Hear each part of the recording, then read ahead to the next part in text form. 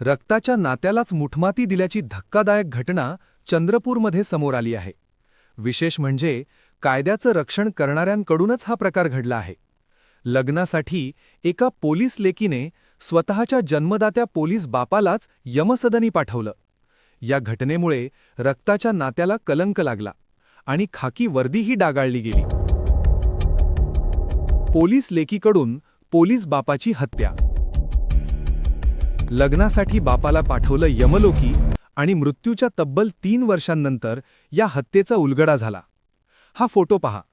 खाकी वर्दीतली ही आहे आर्या बल्लालवार, जिने आपल्या बॉयफ्रेंडशी लग्न करता यावं म्हणून स्वतःच्या जन्मदात्या बापालाच संपवलं. आर्या बल्लालवार ही पोलीस दलात कॉन्स्टेबल म्हणून कार्यरत होती. ती 3 वर्षांपूर्वी प्रशिक्षणार्थी पोलीस असलेल्या आशिष शेडमाके याच्या प्रेमात पडली होती. आर्याला आशिषशी लग्न करायचं होतं, पण तिचे वडील पोलीस कॉन्स्टेबल जयंत बल्लालवार यांचा या लग्नाला विरोध होता.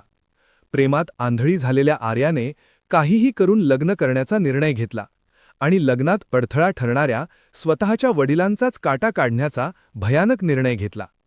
25 एप्रिल 2023 रोजी जयंत बल्लालवार कामावर जाण्यासाठी निघाले. त्यावेळी आर्याने वडिलांना मिल्कशेक बनवून दिला, पण त्या मिल्कशेकमध्ये तिने विष मिसळलं होतं.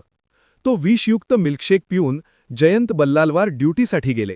मात्र काही वेळातच विष शरीरात पसरलं आणि ते अचानक जमिनीवर कोसळले. त्यातच त्यांचा मृत्यू झाला. वडिलांचा अडसर दूर झाल्यानंतर आर्याने आशिषशी लग्न केलं.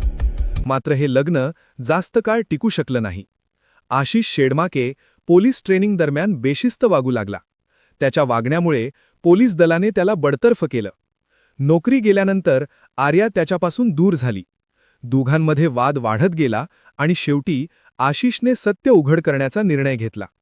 तो थेट पोलीस ठाण्यात गेला आणि आर्याने केलेल्या खुनाची संपूर्ण कहाणी सांगितली.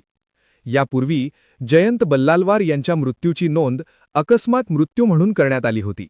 मात्र 3 वर्षांनंतरच्या तपासात हा मृत्यू नसून हत्या असल्याचं उघड झालं.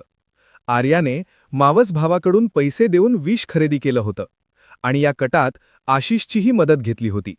या प्रकरणात पोलिसांनी विष विक्रेता आणि मावस भावालाही अटक केली आहे.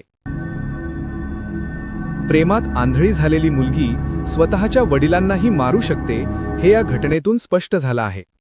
रिपोर्टिंग बाय सत्य न्यूज मराठी.